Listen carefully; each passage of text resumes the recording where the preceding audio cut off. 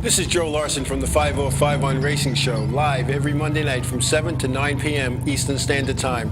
Watch as I dive into everything from NASCAR and motor racing, only on InRavio.com.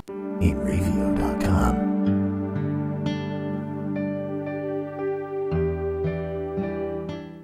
The world of advertising has changed. Radio, TV, and newspaper revenues have declined drastically. Why? Because businesses have realized that advertising return on investment isn't what it used to be. So what can we do about it? Well, that's easy. Advertise online. Own a local restaurant, real estate agency, or even a national retail chain? Whatever your business, InRavio can get your message out there, and we can do it at a fraction of the cost. Call today and see the difference for yourself. This isn't TV. This isn't radio. This is InRavio.com.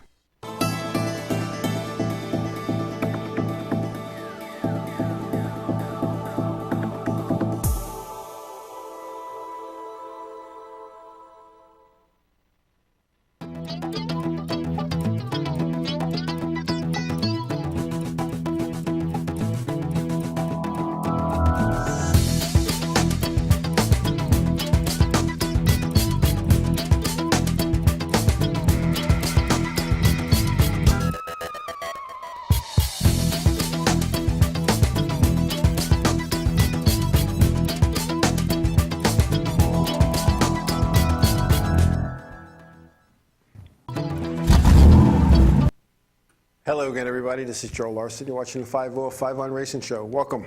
Hope everybody had a good week. I know I did. I got to beat on some golf balls yesterday, and I have a witness now. I have a witness. I was at the Heartland Golf Center in Brentwood, and I hit 100 golf balls, and 25 of them hit the back fence, and I have a witness. A lot of people didn't believe. We talked about this. The golf guy was on, and he was like, he didn't believe it, and he thought I was hitting the side fence. I hit the back fence. It had to be a good 350 yards. So I just wanted to get that out there because, you know, I deliberately, you know, went there to just to show this. I keep my golf clubs at work because I usually play golf after work. So I went and got my driver and one of my irons and knocked some balls around, so it felt good.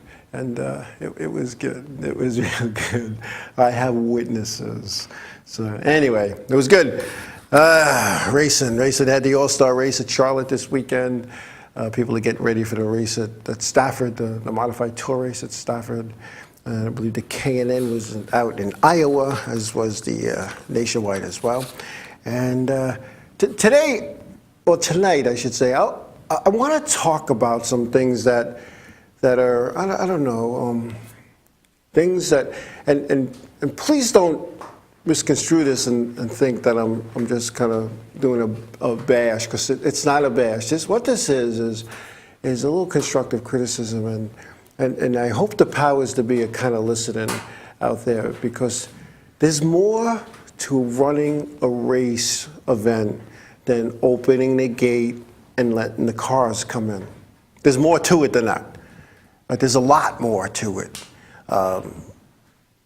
One of the things that has to be done, and I'm not picking on any single one racetrack that I've gone to of the many that I've gone to in my 5+ decades of going to races. But here's and it's not any one thing that happened this week or last week or opening night somewhere or 5 years ago at some dirt track in Cottage Grove, Oregon. But and I'm going to go to something I've said for a long, long time. You can't officiate by committee. It's like an umpire in baseball. He's behind home plate. The pitcher throws the ball, and it's a 3 balls, 2 strike count. He throws the ball, and the umpire looks at the third base umpire, the first base umpire, and the guy at second base says, well, what was it? You're the umpire. Call it. Make a decision. I had said to a friend of mine, I stopped listening on the scanner when I go to the races because I get a little frustrated because I hear errors. You know, it's like the English teacher who proofreads my book. There's a lot of errors. So I'm not an English guy, but I am 18 years as an official. I know what I'm talking about. And I said to my buddy, I said, you know what? There's no leadership. There's nobody in charge, nobody in control. And you have to have that. You have to have one guy that's answerable to take the heat. If they don't want to take that heat, they need to take their shirt off and give it to somebody who does.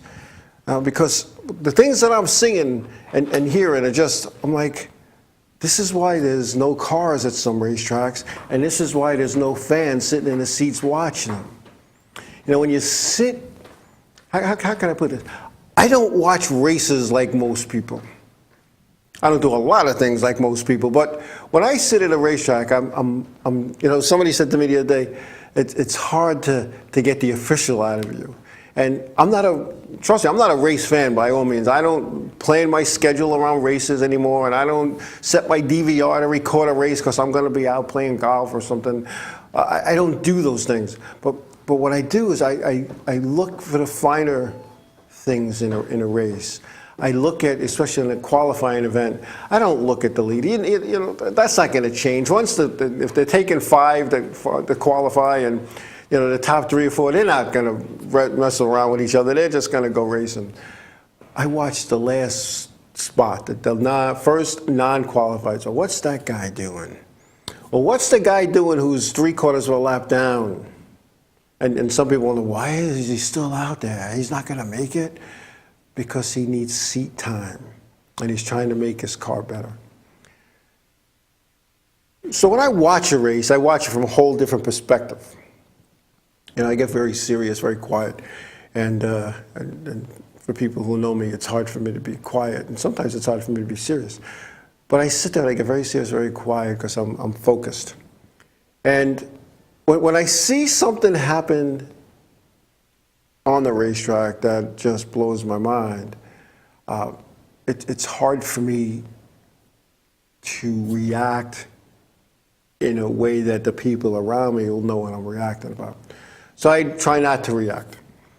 And I'm going to give a case in point. This happened a couple of weeks ago. I was at a racetrack, and the race was going on. It was a feature event. And what I saw was this. The white flag came out.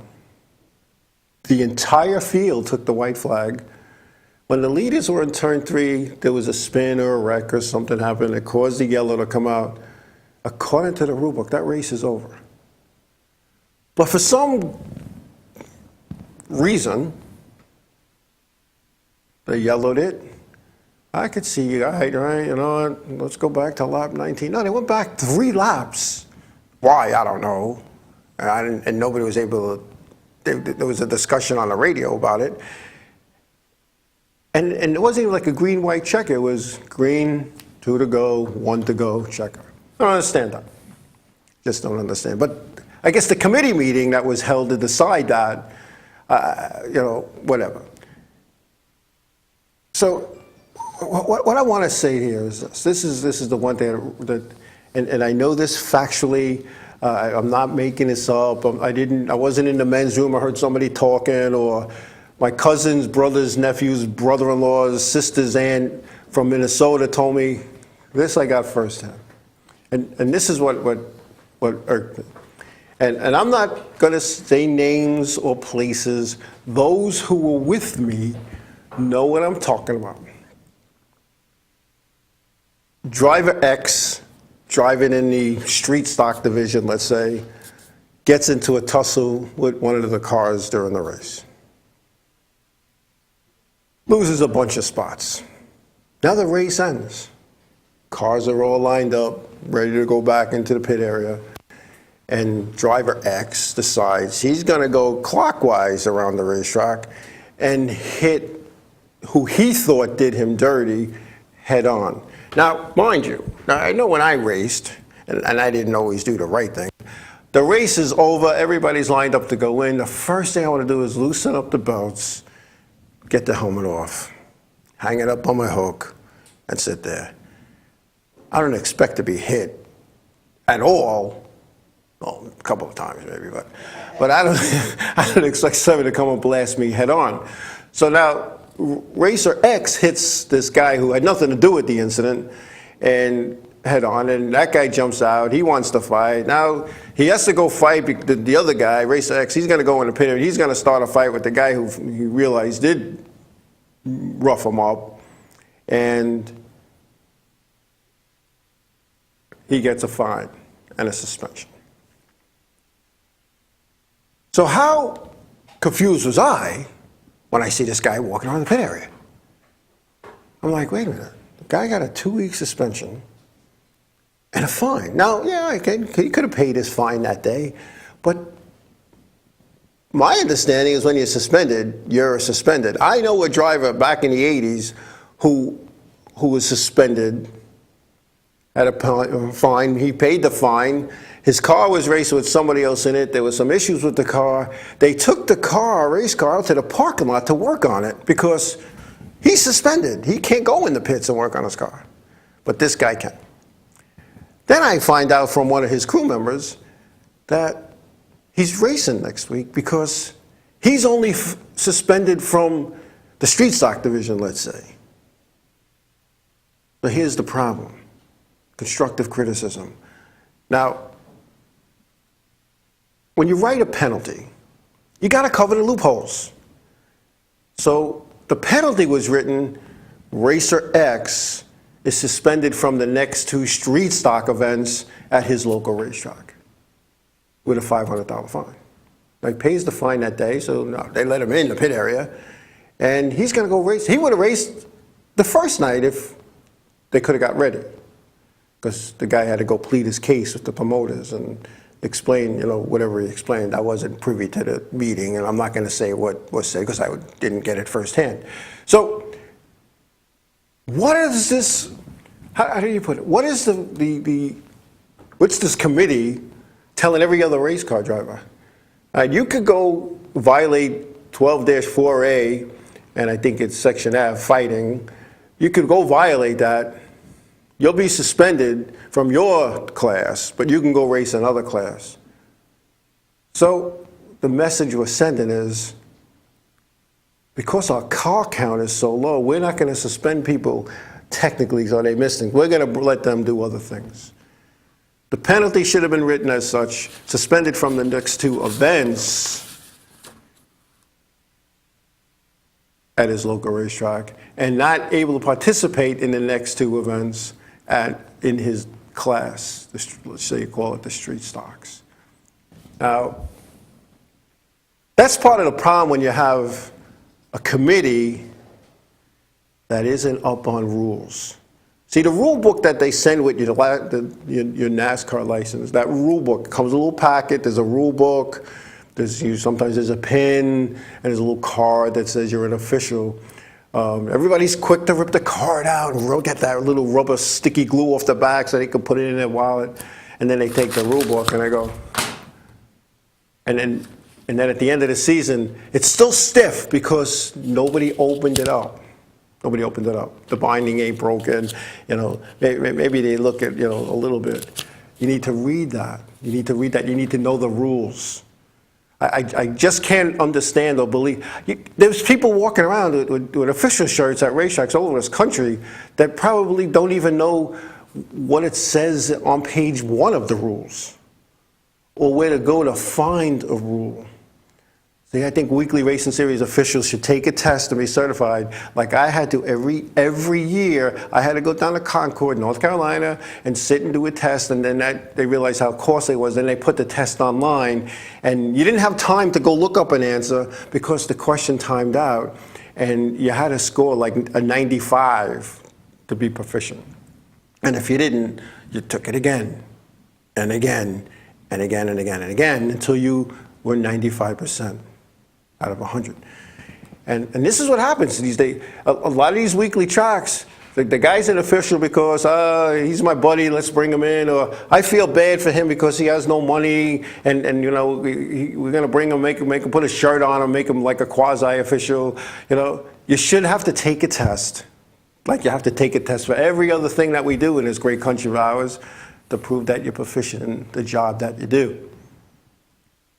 and officiating come out by committee. All that is boom, boom. Oh no, he made that call, not me. And oh no, I was down at Tech. I don't know what really happened. You know, the driver and the car owner have a right to talk to the person who made a decision against them. We're going to take a break. We'll be back.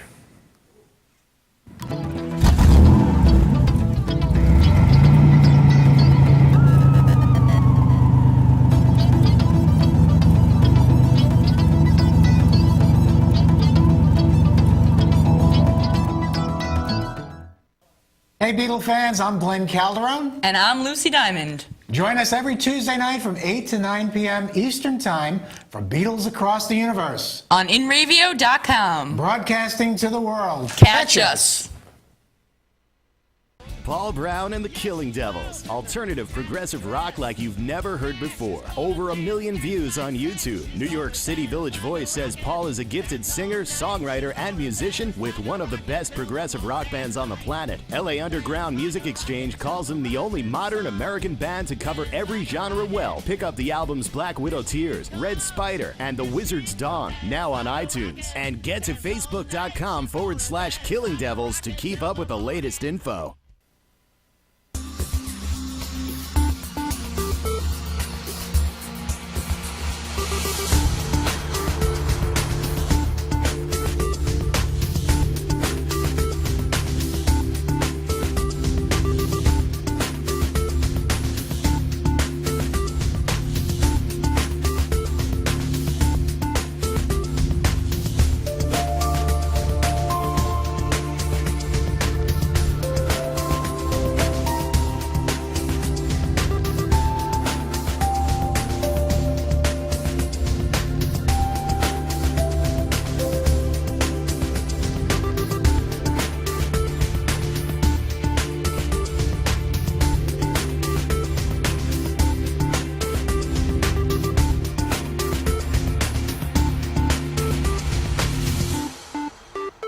Transmission of lice occurs from being in the wrong place at the wrong time. Like catching a cold or a flu. You have guaranteed peace of mind in every bottle of Got Lice because all of our products are completely natural, And organic. but strong enough to cover all your lice removal needs while being safe and effective. Our professional technicians are specially trained with our exclusive proven technique to successfully comb out head lice. We come right to your home at your convenience. Whenever you want us. We bring everything needed to perform a successful and complete comb out while eliminating your head lice. And we leave you with our exclusive complimentary products to use for the next 10 days following our treatment. For free. Our technicians also check all family members who have been exposed to lice. Please visit us on our website today at gotlice.co or feel free to call 24 hours a day, 7 days a week at 646-257-0121. The world of advertising has changed. Radio, TV, and newspaper revenues have declined drastically. Why? Because businesses have realized that advertising return on investment isn't what it used to be. So what can we do about it? Well, that's easy. Advertise online. Own a local restaurant, real estate agency, or even a national retail chain? Whatever your business, InRavio can get your message out there. And we can do it at a fraction of the cost. Call today and see the difference for yourself. This isn't TV. This isn't radio. This is InRavio.com. For over 60 years, Hansen Carpet has put the customer first, providing only the finest quality products and service. And Hansen Carpet is so much more than just carpet. We also carry a wide selection of window blinds and shades, and our licensed and insured technicians can service any of your flooring or window covering needs. Browse our huge selection of laminate, carpet, linoleum, vinyl, and tile. Stop by our showroom today or visit HansenCarpet.com. No matter what your project, Hansen Carpet has got you covered. InRavio.com.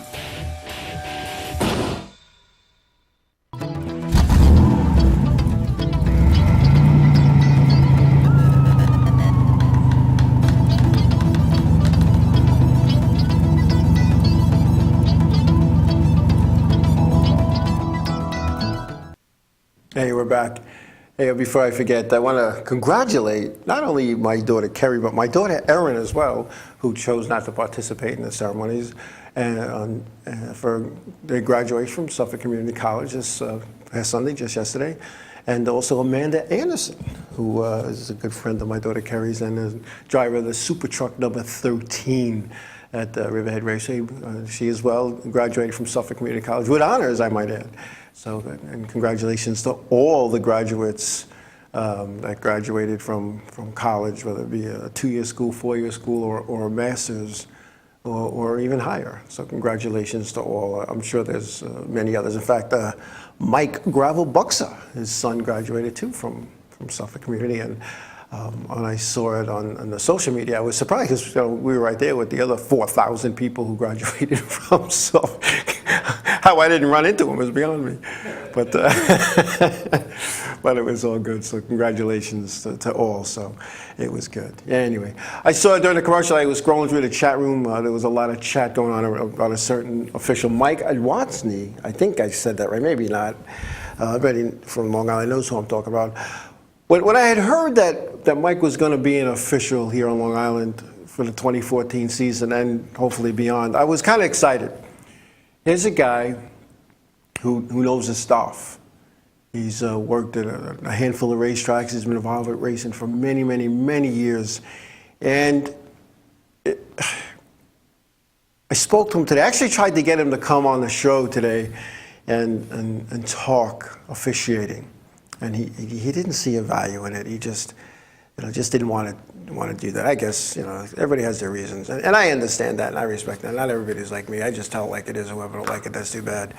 They don't have to talk to me and they don't have to let me sign into the racetrack. Not that I want to do that anymore because I'm a competitor. But here's a guy that came in very similar to Mr. Donorico did, the Legends car driver here on Long Island. Did a couple of years back. He came in, great guy, knowledgeable, could talk to people, knew the rules, knew the procedures. He didn't last the whole season either. Because you have to understand as an official, and not so much when I was a touring official, but I'm going to talk about from my experiences, there's things you want to do that are right. Whether it's an enforcement of a rule or a group of rules or the changing of a rule or to make certain things a little more competitive or even a call on the racetrack that you want to do the right thing and you want to be consistent about it. Now, looking back, I tried to be consistent. I might have been consistently wrong, but I was consistent. As one driver said to me later on in years, he said, because I didn't always agree with the decisions you made, but you made the same decision for the most part, no matter who that may have been.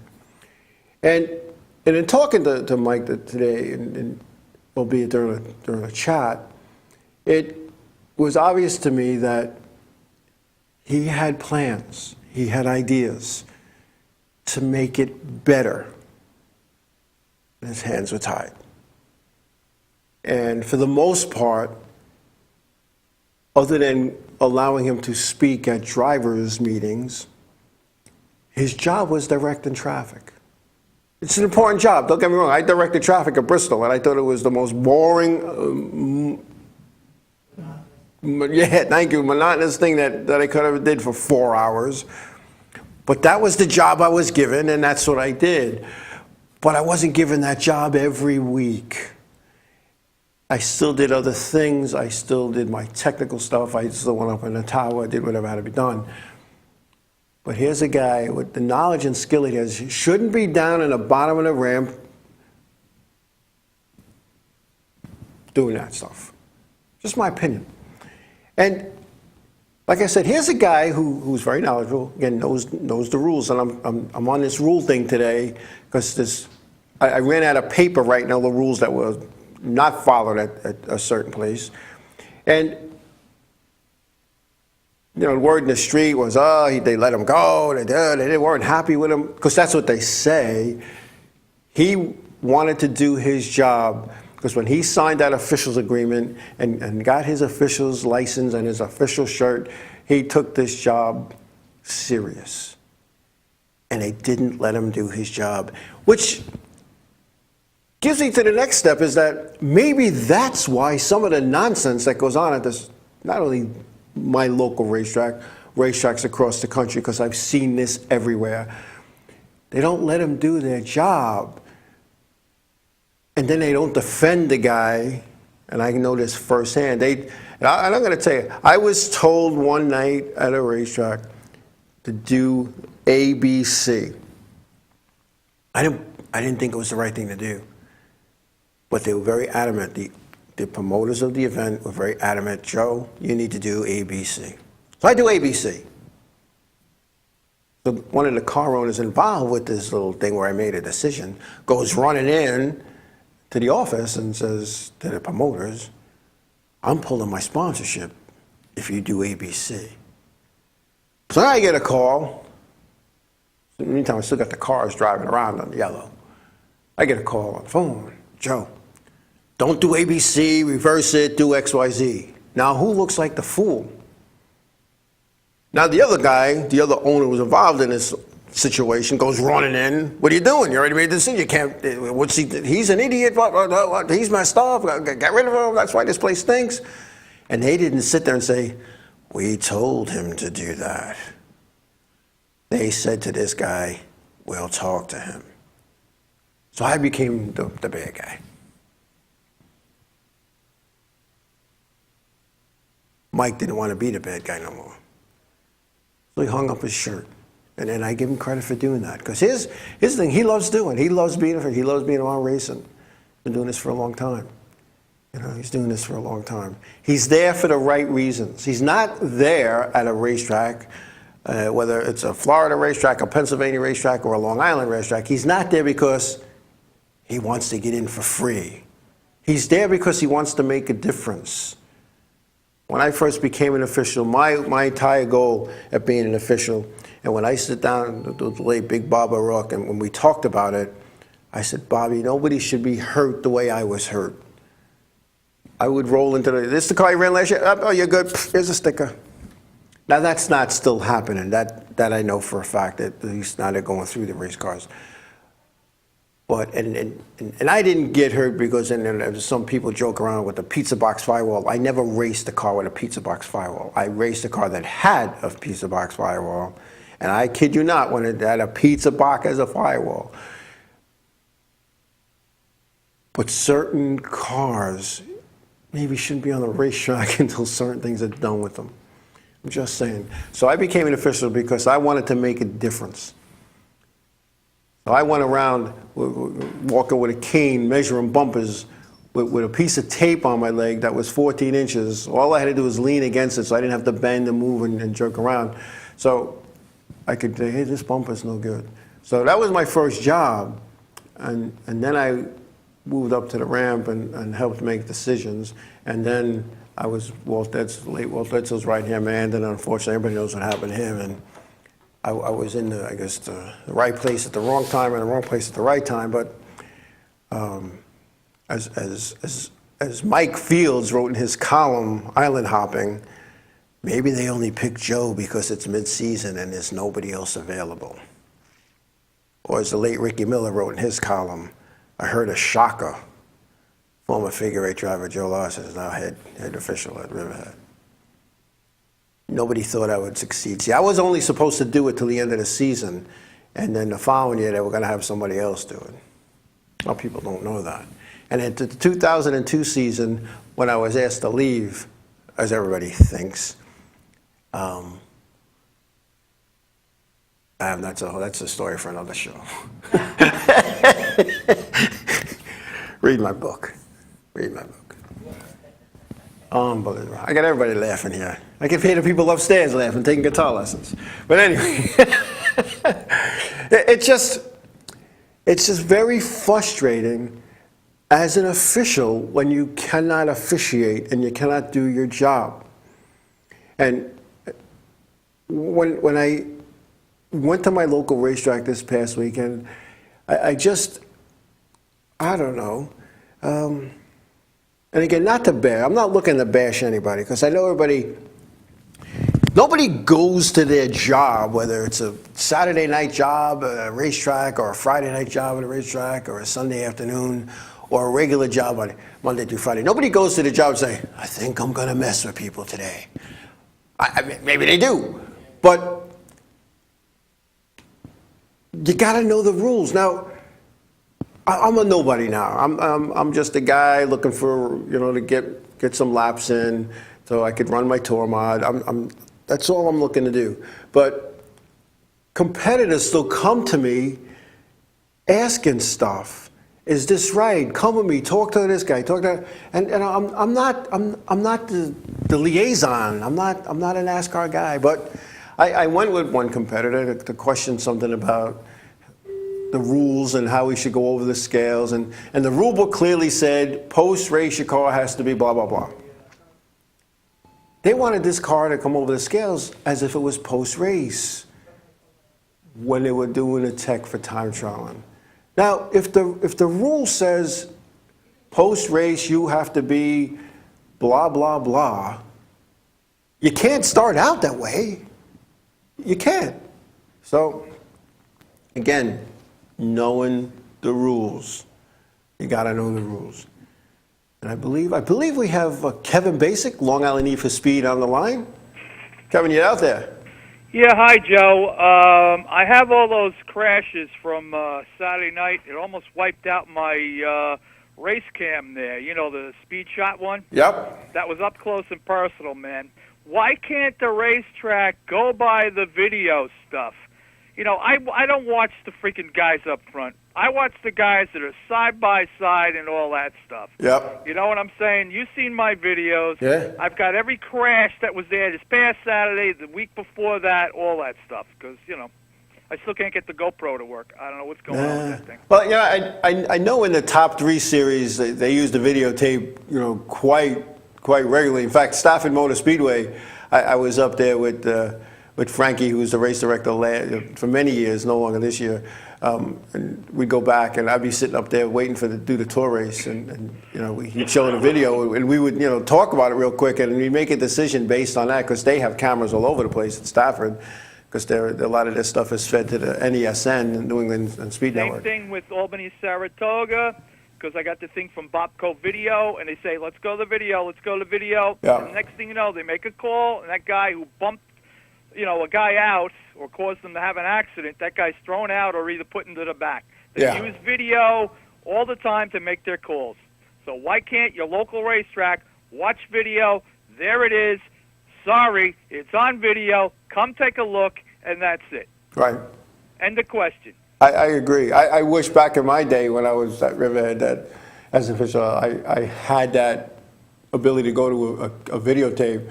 There was the only video guy that we had there was Captain Video. Oh, he shows everything. He's Rick Todd, and he was up in turn 1 in some little booth, so he had no way to feed it down to me. Now there's guys all over the racetrack with videos. Yeah, right. The guy that sits up by you, myself, the other guy that what's his name that has the thing that he does stuff for the track. What's his name? The guy, the Peter, whatever his name is. Peter Milano, the Pit Stop Pitbull. Yeah, there's so many people, man. Yeah. But I know what to look for. I've been doing it for years. I must be doing something right if I'm in the Hall of Fame. You know what I mean? I'm thinking. So I missed out yesterday with you. I had the videos with me. They're still in my car. So if you want me to give them to you on Saturday, Yeah, that's fine. Yeah, I was at the graduation from 8:30 to like 2:30. Holy jeez! And then I had to go do the meet and greet thing, and it was a long day. But I mean, why not instead of officiating by committee? Yeah, right. Go to the videotape. Have a guy that handles the video, and there's different angles. It takes a heck of a lot less time to do that than it does to have a committee meeting. Yeah, that's definitely a good idea. You know what? I'm going to make up a video from Albany Saratoga Speedway and show them the way they do it, because it says right on the tape, let's go to the video, let's go to the video. Yep. And then next thing you know, they make the call. And that's what they go by, that track. And I know it as we go, they do the same thing also. I've seen it with the as we go videos too. They keep saying the same thing. Let's go to the videotape. Yeah. So like I said, I wish I had that option 10, 12 years ago. Yeah, definitely.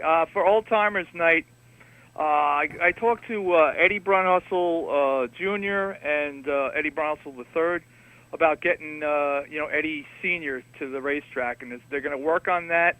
I told you that I talked to people from near. I'm trying to get like Bugsy Stevens, Leo Clary, Satchworthy, all those guys that raced, that came from New England down here. I don't know how to do it, but like I said before, I want to thank the tow truck guys. What's their name? Brigandy Brothers. Yeah, I want to thank them because they're going to put up $1,000. So Nice. I got a couple of cars coming from Jersey.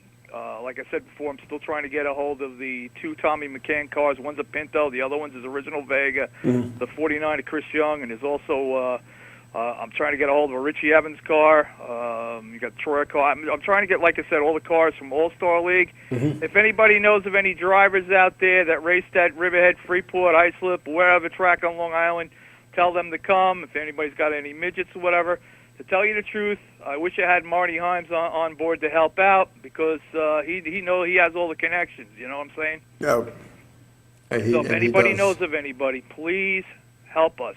Yeah. In fact, that could be a real good day, and if the racetrack promotes it right, I think there'll be a lot of people in the stands.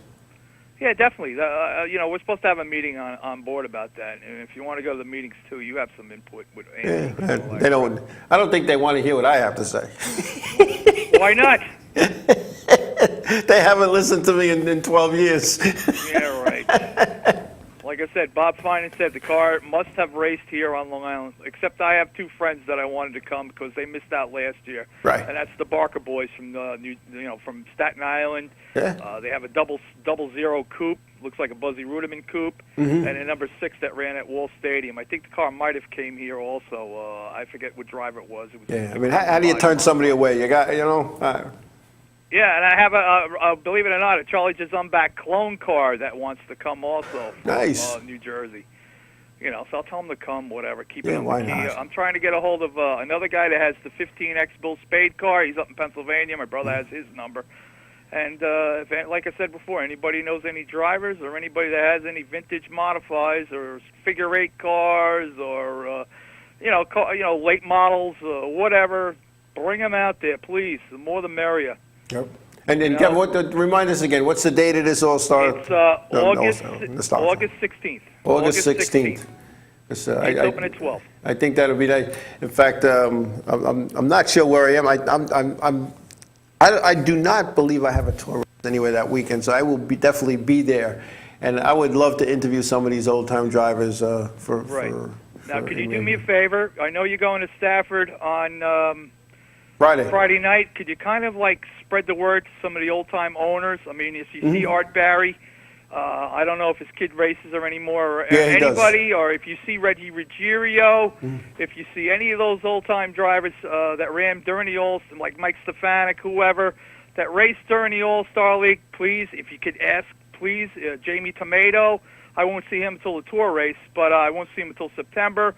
I mean, he's welcome. Anybody that raced at Riverhead Raceway, whether it was during the Modified Tour or back when they had the Modifieds racing there and back in the 80s or before that, the All-Star League. I'd love to try to get a hold of Frankie Snyder. I'm trying to get a hold of Maynard Troyer himself, and stuff like that. I'd love to have all the old-time guys that raced at the track and do like the All-Star League, make introductions and all that stuff. Sure. So, I know I'll see Art Barry, or at least definitely Ken Barry at Stafford, because ask them if they can bring that car. They have a Richie Evans. It's Richie, my Riverhead car that we're bringing out as soon as the motor's done, believe it or not, I do have a Riverhead car, is a Spafco car, so that's what Art Barry does. Him and I will be chatting on Friday, I'm sure. Yeah, but ask him, please, if he could do me the favor and do the track of it. He will have tow money. He will have money to go home if he brings that Richie Evans car. If he doesn't want anybody to race it, we'll just leave it on the midway. It's a Richie Evans car, and I don't know what the date is for that Richie Evans Memorial race, but if you can come down for that one also. He will be paid. Tell him he will be paid. Right. And I'm looking for cars like that raced at, like I said. And I found out from... he did work on that car. The guy that works for Eddie Partridge. I always thought he was with the Sherry Cup car or whatever. But he used to run with Reggie Ruggiero, and he was telling me a story that they had a Richie Evans chassis, and Richie was going to keep that as his New England car and keep it down there with the 44 at Reggie Ruggiero. Their shop's right by Riverside Park.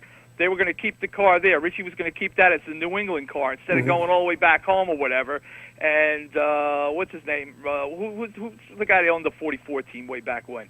Oh, yeah, Mario Fiore. Yeah. He was going to keep it there, maintain it, and Richie would just get in the car and drive it when he had to go to a New England race. So, and that's the one that Art Barry has, believe it or not. He has that Richie Evans car, and then Richie Evans did drive the car. That was the New England car for Richie Evans, the Cavalier. And when he got it, he totally restored it, took it all apart, restored it, and it's a real Richie Evans car. Mm-hmm. Richie drove it. Very good. So if you can talk to him and ask him to please come, or if you see any of them old-time guys, Bugsy Stevens, Leo Clare, any of those guys, please mention them to come. Yep, you got it. It would be a really great show, I think. Put Definitely. Riverhead back on the map, I think. Well, yeah, I mean, it's a matter of just creating the awareness so people start coming back, and not just fans, but race teams too. You got to create the awareness. You got to, build it and they will come thing, and then. Yeah, right. And then you got to do the right thing. So. Yeah, I'm looking for Walter to help out, to maybe write a story about it and keep the story going for a while. I'll give him updates and all that stuff if he could help out, because he's all over the Northeast with his column and stuff. I'll try to get a hold of Area Auto and stuff like that. The more the word gets out, the better it'll be. Absolutely. Well, yeah, definitely. I'm even trying to get a hold of Billy Greco. These guys are still around, some of these old timers. Well, like you said, if anybody knows of anybody, let them know, and like you can't tell them like the week before. They need to know now so they can start prepping. Right, plan it out. And if Marty Himes, if you're listening, please try to get a hold of me, or I'll try to get a hold of you. Bury the hatchet, please. I know you really don't want to, but please try to bury the hatchet. I did. I don't see the cromedies. I walk away. They're coming towards me. I hightail it out of there. I know Out of sight, out of mind. Marty is he's. I don't think he'll go there. He told me that, and anything he's ever told me, he's done, and he said there's no way. He wouldn't even go watch his grandson race, and he said that's how serious this feud is. Yeah, Unfortunate. I hear you. And then I don't need his daughter bashing stuff when I go on different websites. That's not fair either. Yeah. You know what I'm saying? Yeah. Bury the hatchet. You're at the track every week, Exactly. We gotta keep it all positive. Yeah, right. So that's about it. I'll bring you the DVD on Saturday. Sounds good. Hopefully you could edit out that, what do you call it, Fortinet interview. I couldn't. Yeah, I think they were working on that. You could do that. But like I said, the crashes were real. I happened to be right there. That speed camera got everything on there. I'm surprised the speed camera's still working. But, yeah, I got everything. Just got to get my GoPro going. There you go. On that. All right, Kevin. Thank you. All right, thanks. Always a pleasure. I'll see you Saturday if you go. All right, I'll probably be there. All right, thanks. All right, Kevin Basic, Long Island Need for Speed. Always a welcome addition on our show at the 7:30 hour. Well, when we come back, we'll continue on my little rant here about officiating, and it's not an easy job. We'll be back.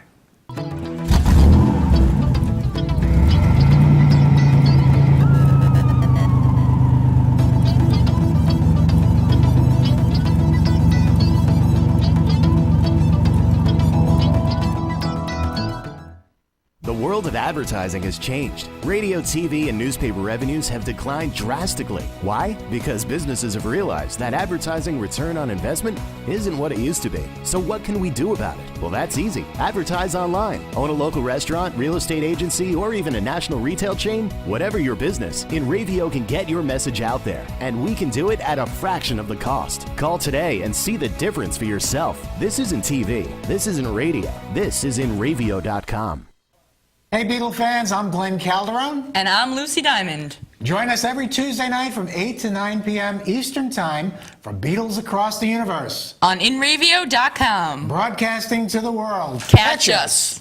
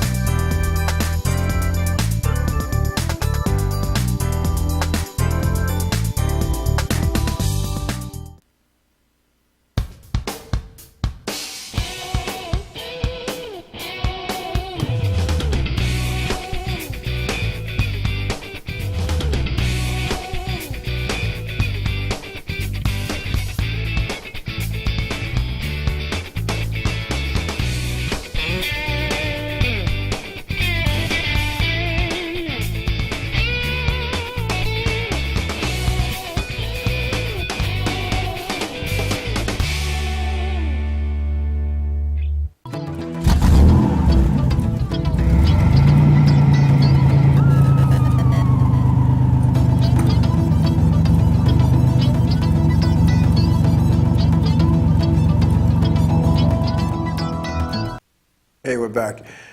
Yeah, it's funny when we're on break. I scroll through the chat room to see what things that I missed, and I saw a comment about how with officiation sometimes the decisions are made, and I think the word that was used was elsewhere, and that's an everywhere thing. And I'm going to tell you this little story. This is true. It ain't a fictional thing they made up. This is a true story. I'm at a certain racetrack. As a tour race director, and I'm up in the tower. And one of the things I used to go, NASCAR would have me go up a couple of features prior to the event so I could move them along. And I'm up there, and their feature series was out. I'm not going to say which division it was because it'll give away the racetrack, but because I'm not looking to embarrass anybody. I'm just looking to state some fact here. So I'm up there and we're doing our thing, and one of the tour regulars had an opportunity to hop in a feature division race car that night. One of the top running tour regulars. So the guy gets in the car, and he goes and he's, with the handicapping, as we all know, starts last. It was a field of 20 cars or so, whatever. But when the checker flag flew, not only was he first, but he did a last lap pass to pass and beat the track favorite. Because every track has a favorite. Now I'm up in the tower while this is going on, and they're all cheering, everybody's happy, it's all good outside of the tower, but the owner of the racetrack was up there, and he said to, I guess, one of his head guys who was up in the tower making the decision, he can't win this race. Just like that. He can't win this race. Gets out his cell phone and he calls somebody who I was to learn later on was the head tech guy. And he said to that guy, I don't care what you do. You got to find something wrong because he can't win this race. Our guy has to win this race. Our favorite local guy has to win. He used the guy's name. I'm not going to say what. Because the guy was going for, national points back. That's back when they had the old CPI, the competition points index based on how many cars started and where you finished and all that kind of good stuff. So I'm sitting there, I'm dumbfounded. I'm like, are you kidding? I'm not saying anything, but okay. Well, we moved them along, the tour race goes out. While this tour regular is racing this tour event, we're under caution, we're cruising around, and I hear the local track announcer at this racetrack somewhere, and it was not here on Long Island. Please don't be calling up, yelling at me. It was somewhere else, another place where the tour ran regularly. And I hear the announcer say, "Word from the tech area: so and so's car was found to be illegal in post-race inspection. Therefore, blah blah blah. Our point leader is credited with the win." I hear this. I'm like, I can't say anything. So we go back racing again, and it's a good race. Everything's going on, and their head guy that was up in the tower, the local head guy, not the owner, but the local head official. I said, "What happened?" He goes, "Oh, I can't believe it. It was an eighth of an inch too low." I said, "Are you kidding? You're kidding me, right?" And he looked at me. I said, "An eighth of an inch?" Oh. Well, what was happening was they wouldn't do the ride height on almost gave it away, this guy's car, because they heard this noise. They heard, he had two tires losing air. They were just losing air. So they waited till they were almost flat to do the ride height. So the driver, or his crew chief on his car, and the owner of the car, argued that let us at least put the recommended amount of air pressure in because we were right, we were good. No, they took it away. So this stuff goes on all the time, all the time. And if you don't think it happens in the top series sometimes, just ask Michael Waltrip. Just ask Michael Waltrip. See, one of the things I say, and I say it jokingly, but it's true, if you elect to go racing, whether it's in NASCAR, whether it's Indy, whether it's the MRS series, whatever series, the RSA, whatever series you elect to go race in, a local outlaw track that has no sanction, wherever you elect to go racing, wherever you want to go, there's going to be some stuff, right? There's going to be some stuff you don't like. And you have to understand that when you take your race car and your equipment and you pull into any pit area across this great United States of ours, or Canada, or Mexico, wherever you want to go racing, Europe, Africa, Asia, wherever, remember something. The people running the show, it's their sandbox, it's their sand, and it's their pail and shovel. And if you don't want to do it their way, go do something else. It's that simple. It's just that simple. You know, you're not going to go in, whether you're a team owner or a driver or a sponsor, or maybe a sponsor can, or whatever, you're not going to go in and change things. And I guess the whatever was an official. You're not going to go change things. You're not going to rock the boat. You're not going to change what they've done or what they've been doing. Would it be nice if sometimes that people would listen? Absolutely. And I don't mean any particular people or persons in particular. But, you know, I call it the paradigm. It's a paradigm. A lot of racetrack promoters are stuck in what are called paradigms. And what's a paradigm? A paradigm is, we do it that way because we always did it that way. And what happens when you always do things, how was it, a boss of mine once said, if you continue to do the things you used to do, you're going to continue to get the results you're getting. Sometimes you need a new blood. You need a little infusion. You need somebody to come in and maybe shake the coconuts off the trees. Maybe you need to come in, you know, bring in a guy in who's not afraid to make that tough call and have people screaming in their face and not scream back. Maybe you need that type of guy. Maybe you need a guy that's willing to sit down with the opponents and say, tell me who I can't bother, and I'll make a decision based on that. So what you could do with those people, you can't give them black and white. If the rule says 5 inches and they're 4, you can't give them that. But you can give them the gray. You could give them the gray. And we all know if you put a ruler on an angle, you're going to get a longer measurement. Just saying. You want to, you know, measure a quarter paddle height, you know, unless you're using a T-square, that ruler goes off just a little bit. That number could be off. Old man Bryce, one of the things he showed me is he had a ruler for what he called, I don't know if I can say this, so I'm not going to, we'll just say busters. How's that sound? You know, if you're going to argue every inch of every rule, and well, he had a special ruler for them that he snipped off 1/8 of an inch, and then he operated the little lippy thing back on.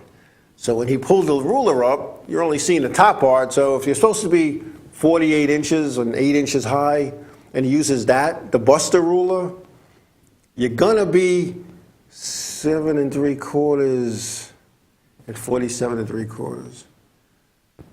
And you're gonna have to change the spoiler. And then when you change it, he'll come back with the right ruler. I'm not saying that was right, but some of those things go on even in those levels. See, it's not easy being an official. And, you know, somebody once said to somebody else in my presence, because they said to me that I need to get more sleep or something, because the later the night got, the more agitated I would seem. And finally that guy, after spending the night on the ramp and me seeing what I went through, he said, after like the 100th call that you got from somewhere on the racetrack telling you what to do, you start getting aggravated. And yeah, there were nights I got pretty aggravated. I mean, I wouldn't be that way now, because I don't care. Not that I don't care. You gotta pick your battles. What are you guys saying? No, Kevin, I disagree. The drivers don't need to go on strike, because the last time the drivers went on strike and they performed back in the mid-'60s, the Professional Drivers Association, some of those drivers were banned from racing for life. But, you know, and I remember an incident, I don't remember what year it was, that the drivers, the modified drivers at Iceland Speedway were going to do such a thing. They're going to do such a thing. They got on strike. We're not racing. And the head guy for this, I'm not going to say who it was because he's no longer with us. He's passed on, and he's not here to defend himself, to call in or view it in the archives, which we have, and call me next week and scream me, or call me at my, at home, whatever. He was the leader for this. So that's it. We're on strike. We're going. We're done. We're finished. The first guy to roll into the pits the following week was him. You can't go on strike. You got to do this professionally. You got to sit and talk to the track operators, whether it's the owners or the promoters. You got to talk to them. You got to talk professionally. You got to show what's in it for them. Because they don't care what your needs are. It's a business. It's a business to them, and they're in the business to make money, just like the guy who sells coffee in the coffee truck on the highway. He's in the business to make money. Just like the butcher, when you go in the butcher shop, he's in the business to make money. Whatever business you're in, the auto mechanic that has a shop, he's in the business to make money. Yeah, people are going to come tell all these guys and gals how to run their business, but the bottom line is it's their business. They're going to run it their way, and they're going to make money their way. So you got to show what's in it for him. When I was at UPS, we called it the WIFM. It's an acronym. What's in it for me? When you're going to come sell me something, what's in it for me? When you're going to tell me, you need to make these changes, and you need to pay us more money, but why? I had an employee last year come up to me. I need to make more money. Really? What are you doing different? Nothing. What have you done to make me think you deserve more money? Oh, nothing. But I've been here a year. Okay, so what have you done? What have you done for my business to warrant me giving you, this person was looking for $1 raise? Well, I've been here a year. That's all they kept telling me. I've been here a year, and I know, the business is making money. Okay, the business is making money, no thanks to you. So tell me what you've done or what you're doing to help grow the business. So when a driver, a race team, a car owner, a crew chief, an owner, whatever, when they go talk to the owners, they need to show the owners what's in it for them. See, it's not what's in it for me because the owners don't care. They could care less whether Gagos Paisano races next Saturday or not. I mean, do they care? To a degree. But there's a lot of missing race car drivers at a lot of tracks across this great country of ours. And you can't blame the economy for all of them. You just can't. I know a guy that just went out and bought 2 brand new spanking, rolling, race-ready race cars. And he's not racing them. It's not because he doesn't have the money. It's not because he's old and tired and boring. Not because he just had, $70, $80, $90,000 laying around that he needed to put on fire. He just doesn't like what's going on. And maybe he tried to talk to the track operators. Maybe they wouldn't talk to him. I don't know. I wasn't there. I wasn't a fly on the wall. But going on strike is not the answer. It's just not. In WJMyRaces.com, approach as a group. But the thing with approaching as a group, and this is what made the figure 8 division what it once was, is they approached that as a group, but there was 1 or 2 spokespeople. And the group went in and sat down, and the spokespeople did their talking. There was a period of time, there was not one rule change made that it didn't go through SAFER first. There was not one time where an issue at the racetrack wasn't resolved without going through SAFER first. Now, for those who don't know, SAFER is the Suffolk Association of Figure 8 Racing here on Long Island. And it's been around for almost 50 years. And it's a good organization, and it still is, even though there's a small group. And this is the time a group like that needs to get together. This past Saturday night, I saw that figure 8 race. There was only maybe 11 cars. But it had to be one of the most exciting figure 8 races that I have seen in a long time. And not because there was crisscrossing at the X and guys were crashing. I believe there was only 1 caution for a car that spun out. And they got right back online, boom, went back racing. It was because there was some little pushing, little shoving, some passing, some side-by-side action. But There was no nonsense. It was a good, hard-fought race, and and double points are on the line, and double money was on the line because they sat at the racetrack for 12 hours the week before, fighting the rain, and didn't get a chance to race because the figure eight course was underwater. And my hat's off to the owners and promoters of Riverhead Raceway for doing that, for recognizing the fact that these guys paid their money to go racing and bought fuel and bought tires and paid their way in for their teams. Most of these guys, most of these teams have 4 or 5 people with them. They sat there all day for 12 hours and they didn't get to race.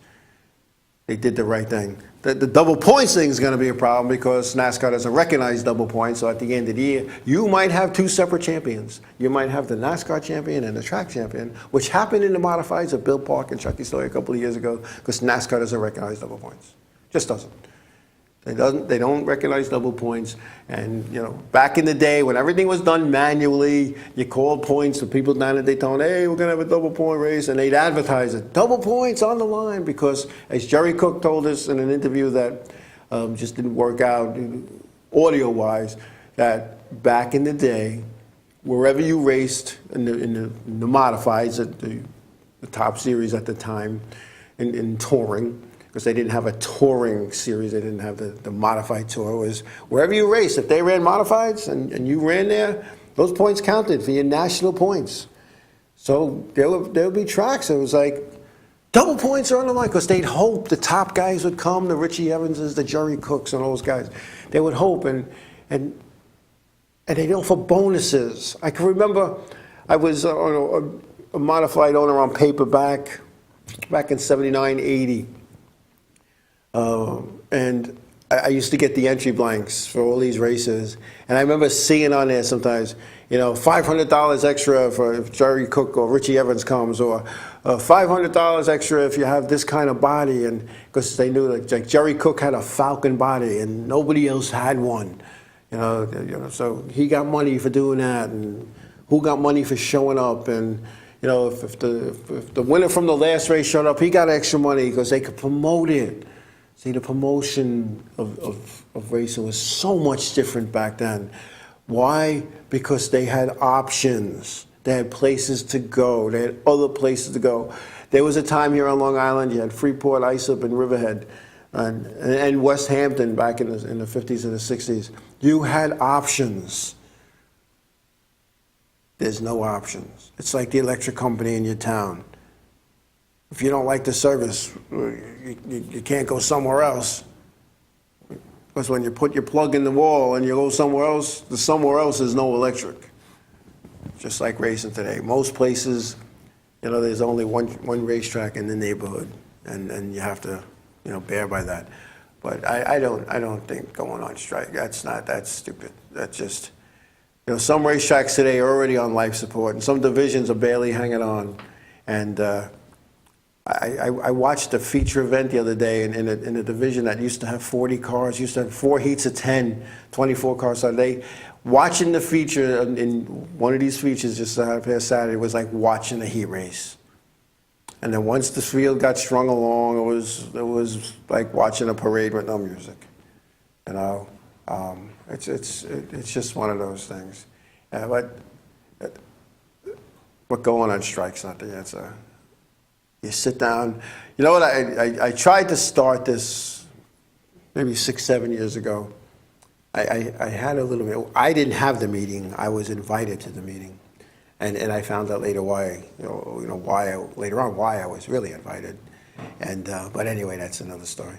I'm trying to build those stories for future shows. But and what we were trying to do is form the Long Island Stock Car Association. That all the drivers come in and we get our own sponsors, our own deals, our own point fund, this, that, and the other thing, to help offset some of the costs that race car drivers, as you know, if you're involved with a team, what it costs to go racing. And I'm going to say this. I put the filter on there for a second, but no, I'm not gonna filter this. One of the people that were at the meeting decided to call the racetrack PR person and say, Joe wants to do this, Joe wants to do that, Joe wants to do this, Joe's going to do this, and, you know, and he promises this, and what do you think? Now, yeah, I own a marketing company. Been in business for 24 years. I represent 9 drivers at 6 racetracks in 4 different states. A lot of people don't know that. It's not something I go with a sign holding it up. Even those that are in my circle don't know who my drivers are, what racetracks they're at, and what, because it's my business. I don't ask them how much they make. They don't ask me how much I make. It's an understanding. I don't ask people about their private business. Nobody should be asking me about mine. But I do have drivers at different racetracks, in different series, different levels. I've been doing this for 25 years.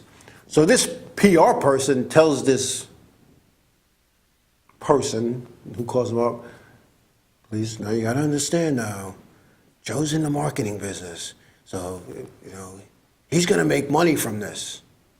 Make money from this. So I became the bad guy.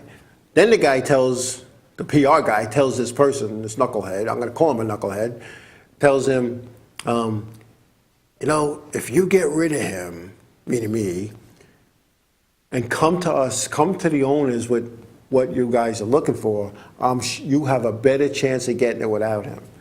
Well, you know what I did is I took my ideas somewhere else, and some other places is benefiting from my ideas and my thoughts.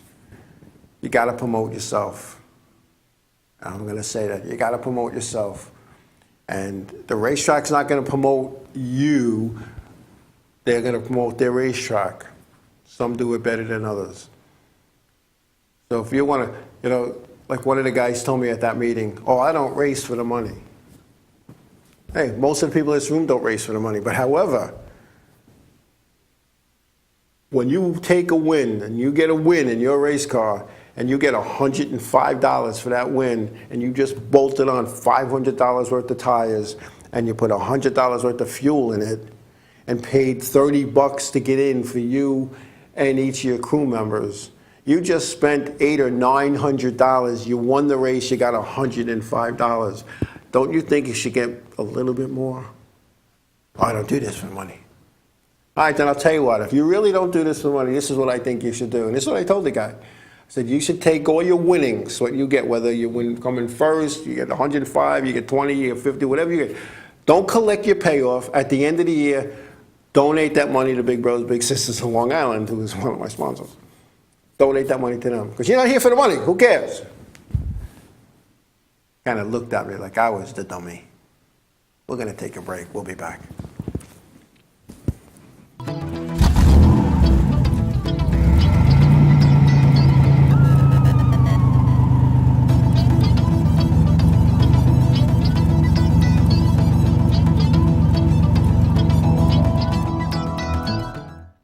Hey, this is Gina Cotillo from The Gina Show. Come join us every Wednesday, 11 a.m. Eastern Standard Time for celebrity interviews, Reality Reel with Billy Charles, funny stories with Brian Kinnear, and much, much more. The Gina Show can be found only on InRadio.com, broadcasting to the world. So come and catch us.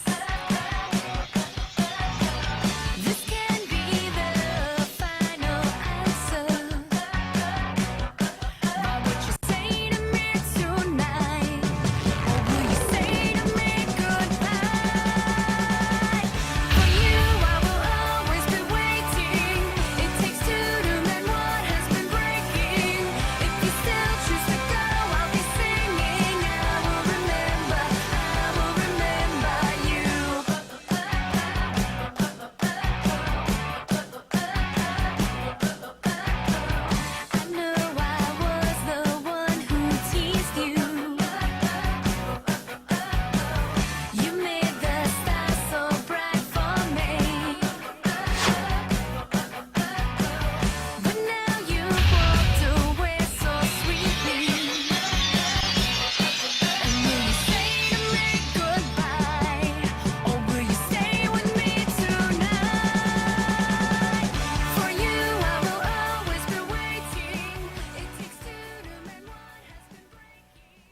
over 60 years, Hanson Carpet has put the customer first, providing only the finest quality products and service. And Hanson Carpet is so much more than just carpet. We also carry a wide selection of window blinds and shades, and our licensed and insured technicians can service any of your flooring or window covering needs. Browse our huge selection of laminate, carpet, linoleum, vinyl, and tile. Stop by our showroom today or visit HansonCarpet.com. No matter what your project, Hanson Carpet has got you covered.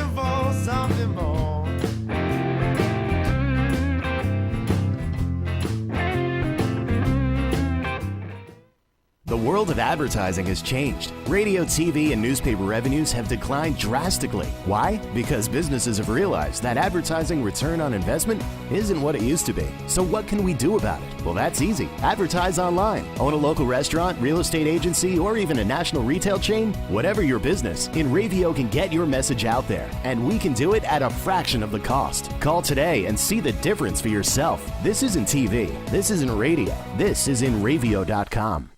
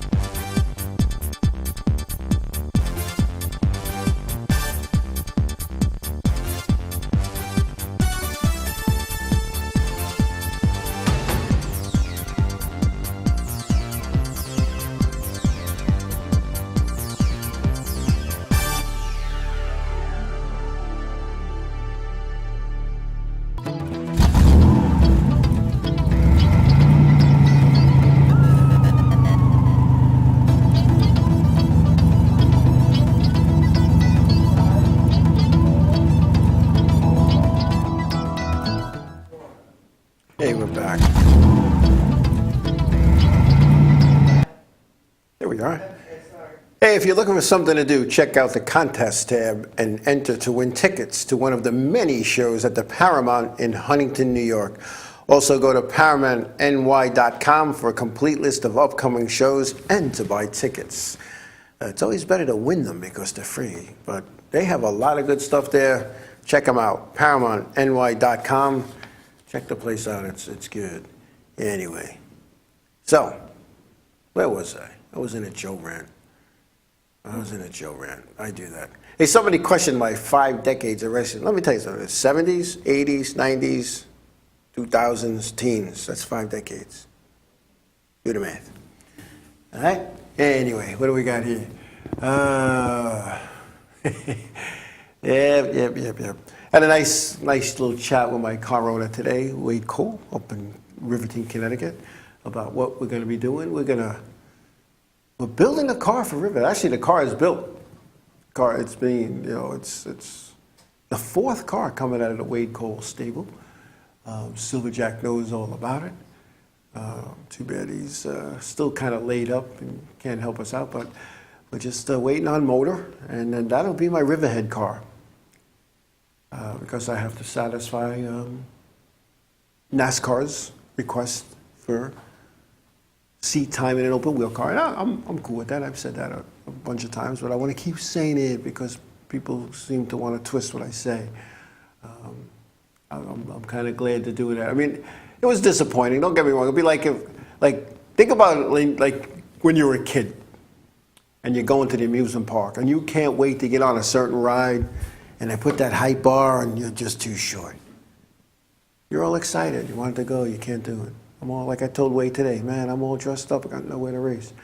But I had a couple of deals in the works for a local Riverhead car, and it just didn't pan out for whatever reason. It's a tough deal.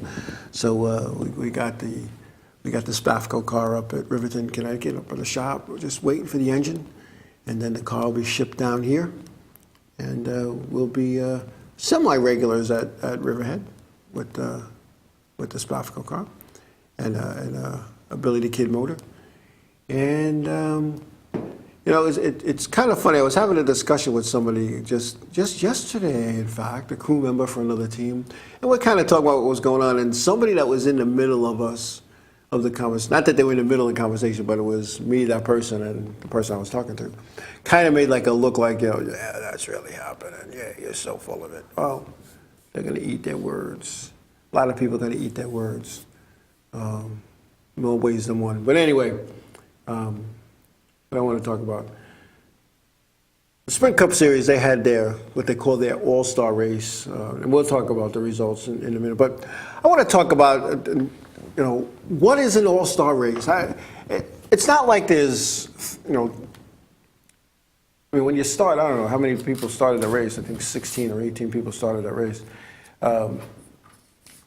At that level, aren't they all stars? I mean, dang, it was 22 guys that started the race, and there's usually 43 that start a regular race.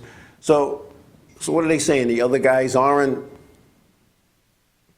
caliber? I'm not in agreement how they picked the drivers for this event, and that's all. I'm not going to get into how and the whys and the why nots, but this is what I would love to see. You know, it's real simple, real simple. If you won a race last year, you won a pole, you're a champion or a past champion, you're in the race. It takes all the politics out of it. Now, I know that, you know, the powers to be that came up with this format, and there's sponsor stuff, and there's revenues, and there's all kind of nonsense, and I understand that. But you want a real All-Star race? Here, this is how you do it, in my opinion. All right? And you put them on a short track. You put them on a short track. And maybe not necessarily a track that's in the series. You want to separate the men from the boys? They can't go test. You know, you put them in something less than a half mile, 3/8. Or make it even, they run a quarter mile, a 3/8 and a half. Not at racetracks that they race at regularly. That's an All-Star race. You get these big names. Now, some of the venues can't seat enough people maybe for that to happen, but it sure would be nice.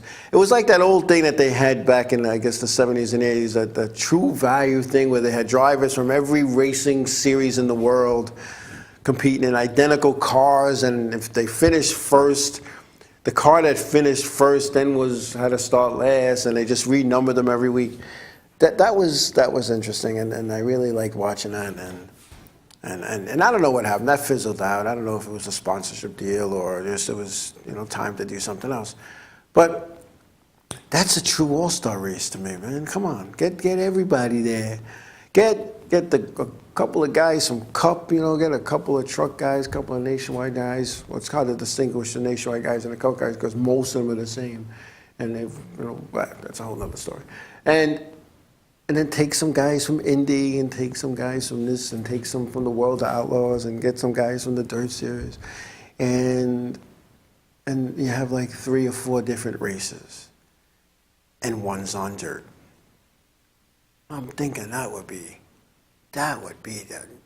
awesome. That would be awesome. You know, not the way, you know, the way it was when it first came out in the 70s, and I think it was the International Race of Champions, I guess, I'm being told. I enjoyed that, actually, because you got to see people racing against people that normally don't race against people. But have them race on the track. Well, you got to race. You got to drive. You got to... All right, so the body offender guys, they're going to have a lot of work to do during the week. But you know what? Come on. Why not? Make it happen. To me, that's a true all-star race. I would like to see that at a local racetrack, that they get 10 identically prepared race cars, and they get 10 drivers, a couple from each division, 3, 4 maybe, depending on the track, and you have them race every once in a while against each other. I think that would be so cool. I really do. You know, I would love to see that happen. You know, and I'm not talking like enduro type cars. I'm talking about race cars. You know, it's like I remember in the Ice and Speedway days, and the New York Islanders hockey team would come to Ice and Speedway, and they'd borrow race cars, and they'd go out and put a show on. And I remember I let them use my car. Not that it was a competitive car, but I let them use my car. And these guys weren't just riding around. They were going like the hammers of hell, man. It was some deal. It was some watching the race. And I was a little guy, and I know I think it was Bobby Howard. I think he was a defenseman for the Islanders at the time. He was going to drive my race car, and he didn't fit. He didn't feel comfortable. I don't know. A lot of people that drove my race cars didn't feel comfortable, but that was a whole different thing. So the officials were also racing with them also to fill the field, and the assistant flag guy, and I think his name was Jimmy Stumped or something like that, drove my car, and I had this, like, I guess I could say it now because the racetrack's closed. I had this like illegal clutch. Not that it helped me, but I had this illegal clutch, and he couldn't figure out how to use it, and I didn't want to tell him. And so he only did a couple of laps, but it was, hey, who's this? Smoogie Bunny, whatever, Smoogie. Well, who cares? It's just a wish. Who's going to supply the cars? I don't know. I probably still have one laying around I could let them use. I got cars all over the place. And but it's something that can be done. You get a sponsor to come up with, especially when you do it at a top level. You do it at a weekly level. There's always a local guy that can come up with cars.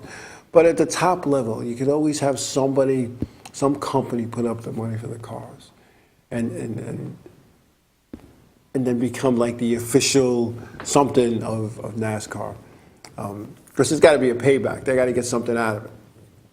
You know, maybe one of the top 3 motor companies that back in the day, you know, when you only had the Fords, the Chevys, and the Chryslers racing, maybe they could put up a car or 2 each. Because, you know, they have them because they're out there. There's a lot of R&D cars. There's a lot of cars that were put together for just the testing purposes. I knew of a car that was built and it was brought to the R&D center so they could roll it down the hill, smash it up. I'm not kidding.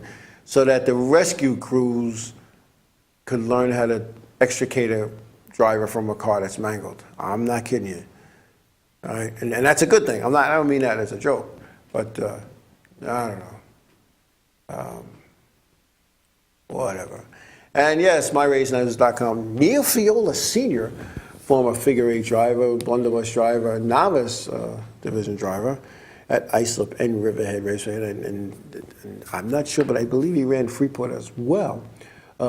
Had all kinds of surgeries done, and started out with a simple valve replacement. Then he had some bypass and all that other kind of good stuff. Just beginning this week, he is home and recuperating. So our prayers go out to Neil Fiola Sr. In his recuperation. In fact, I chatted with his daughter Desiree today, and I got a little something for Neil. Neil asked me for something a couple of weeks ago, and at the time I was like, oh, everybody wants a freebie, you know. But you know what? The guy's going to be recuperating, give him something to do. So he asked for copies of my books. So I'm going to send them off to him. I know some people don't like what I write, but I really don't care. That, you know, it's a fictional story. If the truth hurts, don't read it, all right? That's all I'm saying. Even though it's a fictional story, you're fictionalizing things. All fiction is drawn up from realism anyway. So, whatever. There'll be one less sale I get for each one. Who cares? Who cares? But I'm going to do that because Neil Neil, for those who don't know, Neil for 2 seasons towed my daughter's figure 8 car out to the racetrack and my enduro truck when I was racing, and it was, and I appreciated that. I mean, he did it through his job, but he could have said no, you know. But it was. I appreciate that, and you know, it's those little things, you know. It's those little things, you know, and it was a fundraiser for a former modified driver, Peggy Smith, this weekend, who is suffering, and then they're trying to raise some money for her, so keep Peggy in your prayers as well. But what are they saying? Oh, I'm not going to get into that, my race news. Try to keep it positive. But anyway, a lot of good stuff, So let's see there. I made notes today, so I'll make sure I got to cover all my notes. But I want to talk about the All-Star race in Charlotte. But before I get into that, just letting you know that the NASCAR Wheel and Modified Tour will be at Stafford Motor Speedway this Friday. The race is Friday night. I believe it's scheduled to go off at 9 p.m. Gates open at 10. So I will be there. Like I said, I'm all dressed up with nowhere to race. But I will be there helping the team and supporting my team until we can get my Riverhead car ready. And I get the blessings of NASCAR to race at the half mile and under modified tour events. The K&N Pro Series East and West, they were in a combo event at Iowa Speedway out in Iowa. Ben Rhodes was the winner. Nick Drake was second. Scott Heckert was third. Jay Beasley was fourth. Brandon Jones was fifth. Brendan Newberry was sixth. Daniel Suarez was seventh. Ronnie Bassett Jr. was eighth. David Mayhew was ninth. And Austin Hill rounded out the top 10. For those who don't know what it's a combo race, it's actually a race within a race. So the highest finishing K&N West Series driver was David Mayhew. He finished ninth. He's credited with first place points on the west side. So this is what happens. When the finish is all done and everybody, you know, they have their payoff and all that kind of good stuff, then they separate that. And the points are distributed. These are the East guys. How did they finish? These are the West guys. How did they finish? So here's a guy that finished ninth. He was the highest finishing West driver, so he gets the top points as a win in the West Series. A lot of people don't know that. The trucks, let's see, where are they? Oh, no, the Nationwide. The Nationwide was out of Iowa. I almost forgot them. Sam Hornish Jr. was first. Ryan Blaney was second, started on the pole. Reagan Smith third. Chase Elliott was fourth. Elliott Sadler fifth.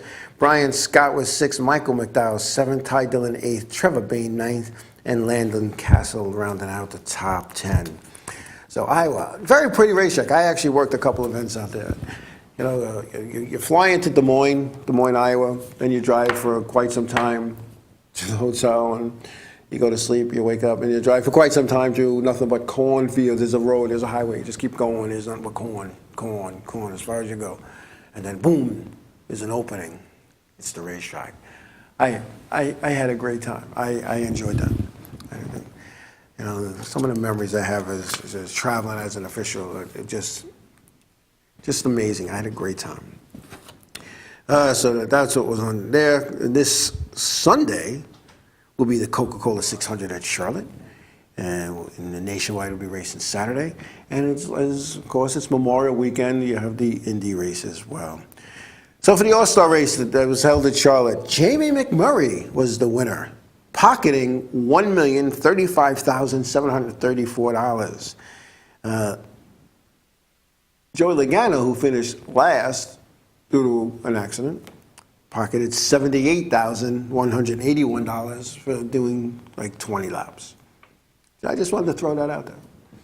But Jamie McMurray was first, with Kevin Harvick second, Matt Kenseth third, Dale Earnhardt Jr. was fourth, Carl Edwards was fifth.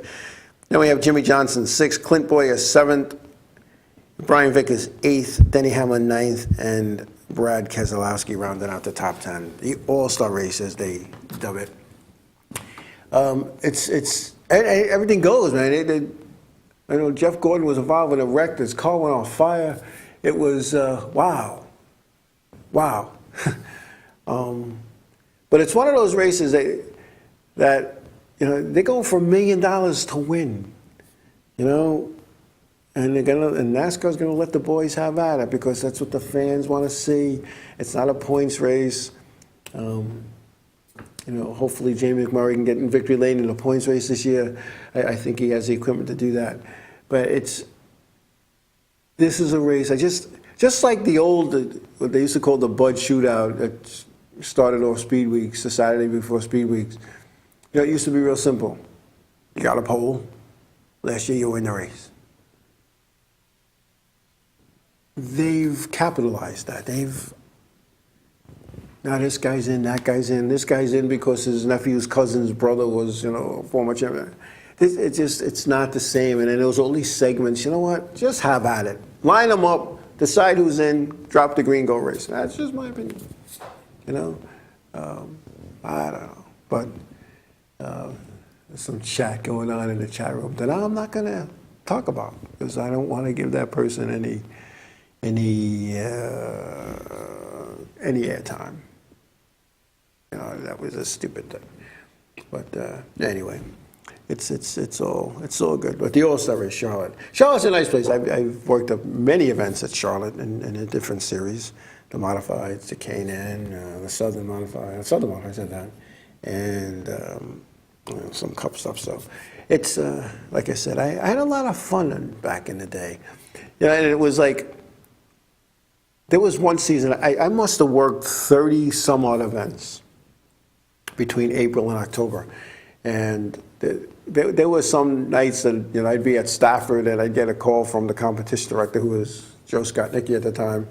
Can you be at Lime Rock tomorrow? Yeah, okay. So we'd go there, and I'd be at Loudon doing our race. Now we used to have to be there Wednesday and Thursday, had off Friday, and did our thing Saturday sometimes. And then I'd be, getting ready to go home. And can you stay and work the Cup race? Yeah, sure. That's how it was, and it was a little different. It was a lot different. And then all of a sudden, it just stopped being fun. It was a job all of a sudden. It was and I know some of those guys, some of those officials, maybe they do need that extra money. I didn't. So when what you're doing isn't fun anymore, you don't do it. And that's all right. I wanted to go back racing. Excuse me. I wanted to go back racing because I missed it. I missed the competition. I missed the camaraderie. I missed the action. I missed the battles. And when I say the battles, I don't mean the scuffles in the pits. I mean the battles, the man versus man, machine versus machine, man versus machine. I miss that. The ultimate battle that we know as human beings is those three things. Man versus man, machine versus machine, man versus machine. And you put those three together and you have some good stuff. And I just wanted to do that. And again, like I've talked to my guys, and I'm not looking to win races. I'm not looking to win a championship. I'm not looking to be recognized so I can move up to the next level. It's like playing golf. I want to go, and just like with racing, I hope after I do my 18 holes of golf that I still have all my golf clubs and none of them bent in half, and I go into the clubhouse, I have a couple of cocktails with my guys, and move on. The same thing with racing. I want to go on a racetrack. I want to do my laps. I want to take the green. I want to take the checker. And at the end, I want to be able to drive it onto the trailer with none of the parts fall off it. All four wheels, still on, and the engine still running. And a lot of people don't understand that. A lot of people are saying, at your age, why do you still want to do this? Partially because I can, and partially because I choose to. And how many of us in life with things wish I would have done that? And you sit there, whether it's on your couch or you're driving on the highway, and I had an opportunity. I should have did that. I don't want to say that. I don't want to have to go through that. And I'm lucky to be with a car owner who's understanding enough to put another car together for me, number one, and number two, understanding enough to run the interference that he knows that I shouldn't be running. And Silverback knows what I'm talking about. Silverback, my crew chief. Those who know me, I could be sarcastic, and I could say things that could get me in trouble. Believe it or not, I'm serious. I can. and the agreement we have is I don't talk to the powers to be at NASCAR. unless they call me and ask me, and then I'm supposed to bring one of them with me. And when I do talk on the phone, I keep it as professional as I can. Just when I got that call, when they said, we reevaluated your resume, and after further consideration, we want you to get more experience in an open wheel car, so you can't race on the tour until you do that. And I was like, all right, oh, thanks for telling me that. No, I understand. And you know, years ago, I would have been flipping out. I would have started naming names. What about this guy? You let him. It doesn't matter. It's not about that guy. It's about the conversation was about Joe. So Joe's going to do what he has to do. But what people don't understand, you know, what people understand, and when I say people, let me be specific. What NASCAR doesn't understand, I have one car, one motor at the time. My one car, my one motor doesn't fit anything else. You know, it's a tour mod. And to bring it to the local racetrack and race it, you know, the motor is designed to go so many laps, so many hours, so many events.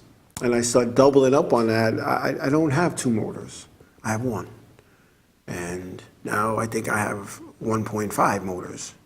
And, you know, we're going to put that motor in the Spafco car. We're going to go racing here on Long Island. Just a matter of when. And you know, a lot of people asking, hey, what's going on? You know, I know what I spent to make this happen, and I didn't even spend any money on the race just to get my safety equipment, my fire suit, my gloves, my helmet, my shoes, and I know what all of that costs. And you know, I have a real pretty fire suit just hanging up, sitting there doing nothing, just getting dust all over it. So, but that's okay because you know, at the rate I'm going, it'll still fit next year. We might have to take it in. We'll see. Anyway, we're going to take a break, and when we come back, we'll start to wrap up. We'll be back.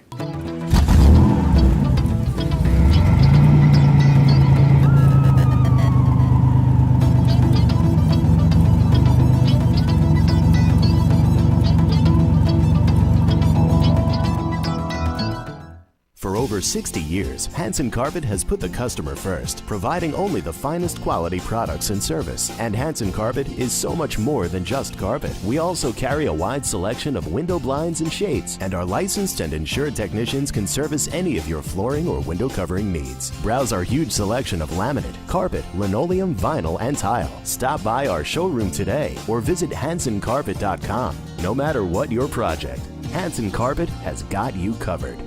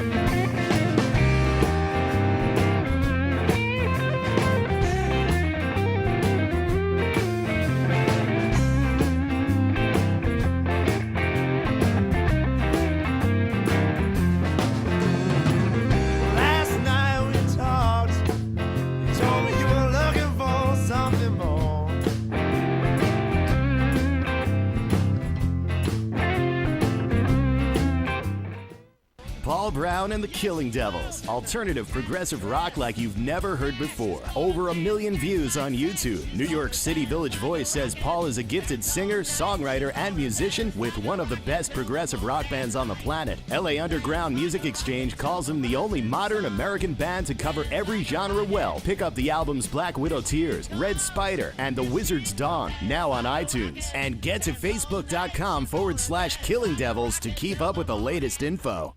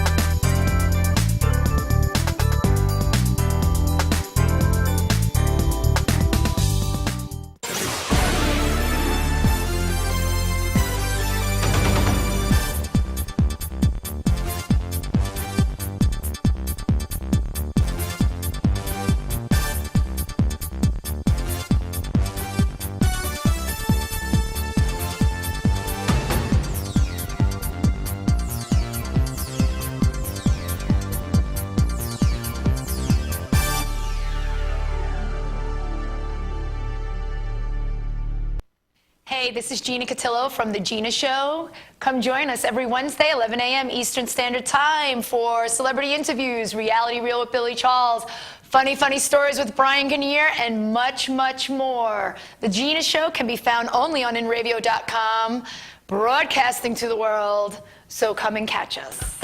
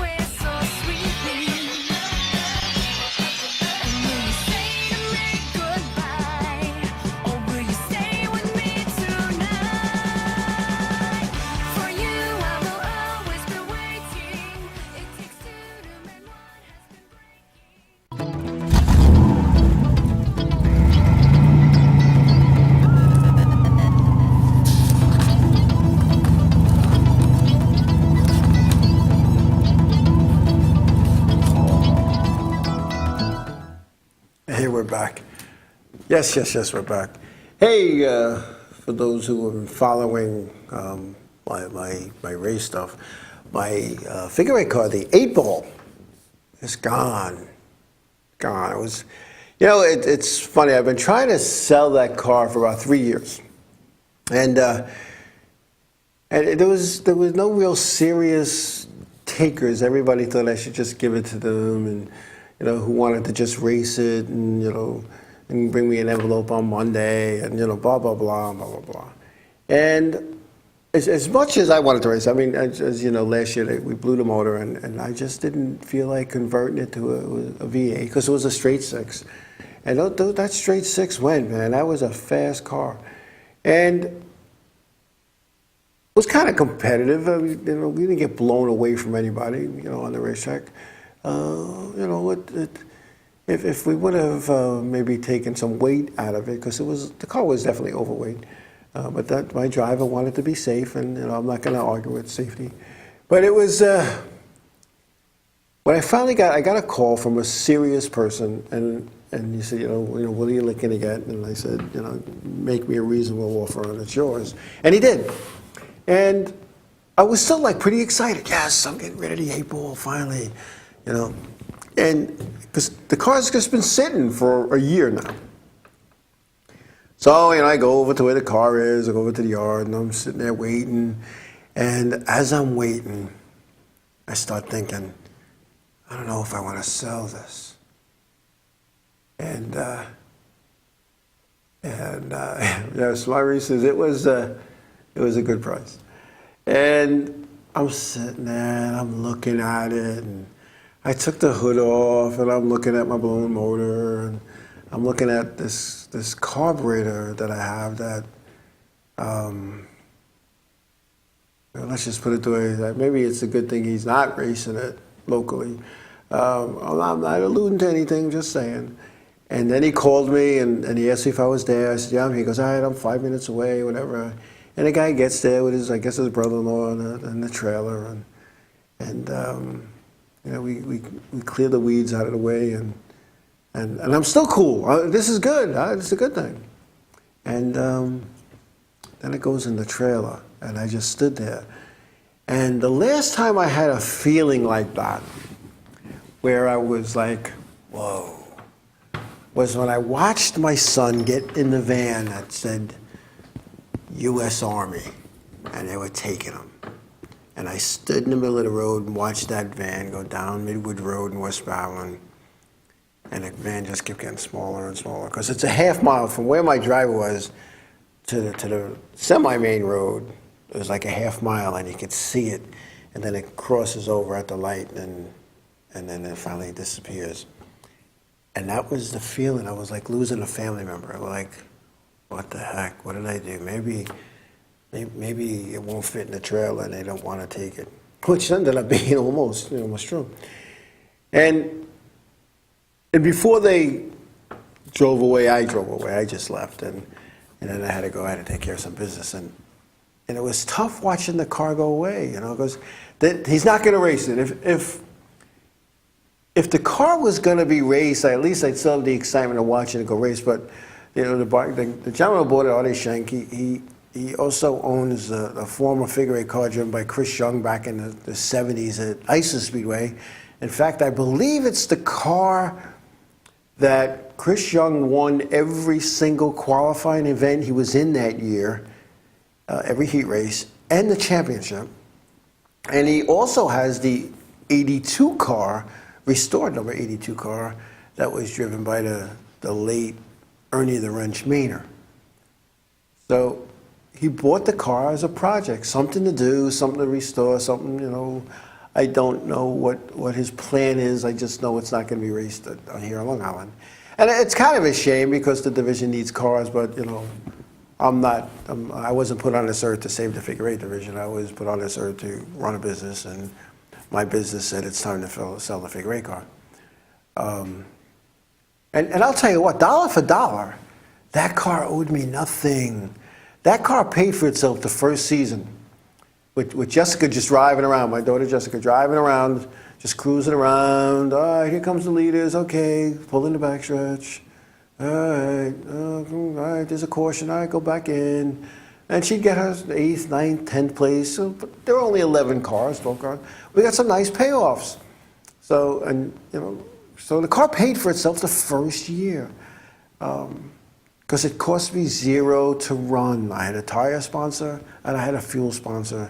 And we were already there with the other race car, so I can't say that we got to pay to get in because that will be double dipping, for cost-wise. So I can only pay, pit fees once.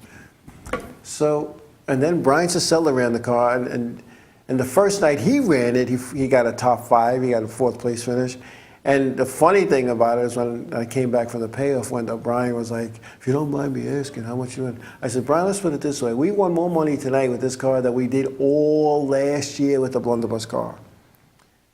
So, so Brian made me a few bucks on the car, and we had some good sponsorship there. We had some decent sponsorship.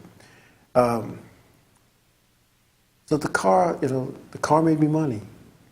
And just for that alone, watching it, get loaded up, it was bittersweet. And for those of you who've ever had a car, even like a personal car, you get close to a personal car, and somebody wants to buy it, you got to sell it, it's time, and then you're like, wow, and you start thinking of memories you have. And even somebody called me. They called me the next morning because they saw a picture that was on Facebook, on the social media, of the car getting loaded up. And they were like, wow, you look like you're sad. And I kind of was. But it was somebody that, how do I put this? Somebody that I did not expect to say something like this. In fact, they didn't call me, they texted me. And I was like, wow, it's coming from somebody who well, anyway. And they said, remember the good memories you had with the car. And I do. I have a lot of good. I remember trying to teach my daughter how to drive a stick shift. And then I told her, don't go online for the race until everybody else is online. And don't pull onto the racetrack until the last car is in the on the ramp, so that when you pop the clutch and smoke the rear wheels and go over the ramp, just throw it in neutral and coast to your spot, your starting spot. We had a lot of time. We had a lot of good times with that, and it was good. Even the nights working on it with Brian and Joe and Smokey and whatnot, and the rebuilding of it, and your race car becomes like a family member. So that's how I'm going to remember that. I had a lot of good times with it. I remember racing against that car. When Kenny Messimer, who originally built it, race. I raced against that car. Believe it or not, back in 1989, I raced against that car when it was an orange number 29. But it was fun, and we had a lot of good memories. And that's the good thing about this racing thing, because there's some bad memories, but there's a lot of good memories, and the good memories are the ones that far outweigh the bad. And you remember the good, and you kind of forget the bad, or people are going to say that I don't forget anything, and I don't. But it was time for a new chapter. It's time to move on, to move up, to do whatever. And to Kevin, Long Island Need for Speed, yes, bring the DVDs. And when you get involved with a race, and I think I had every nut and bolt off that race car at one point or another, and you put it back together and you go out race, you try to make it better and you go back, and it was fun. It was fun. But just to put another 6-cylinder in there and to be, semi-competitive was just not what I wanted to do at this stage of my life, and at least in that division. And like I had said to one of the guys that drove me, listen, he goes, you can't win with a 6-cylinder. I said, yeah, but you might not be able to win races, but you can win a championship, as Bill Steen did when he ran a 6-cylinder motor against the V8s. He won a championship, and he was one of the only 6-cylinders out there. The 6-cylinders go.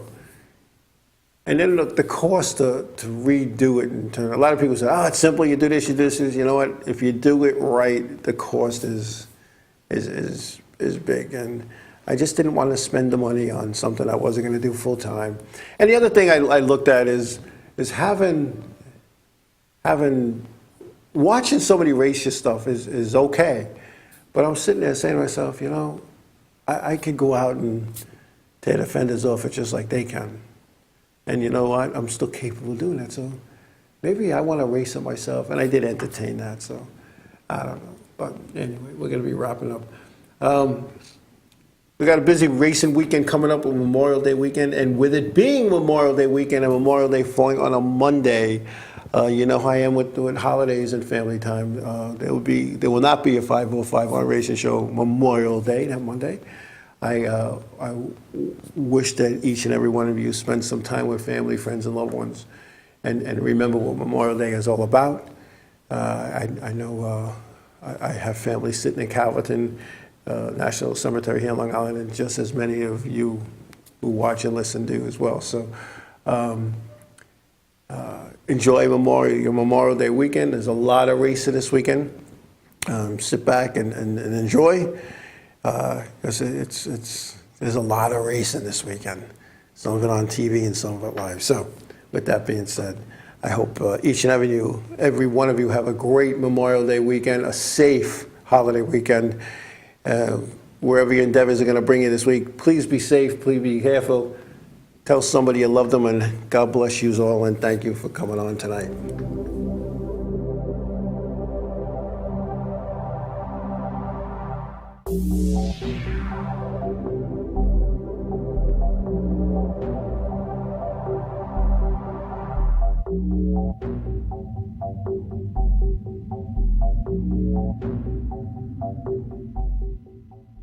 Ain't real.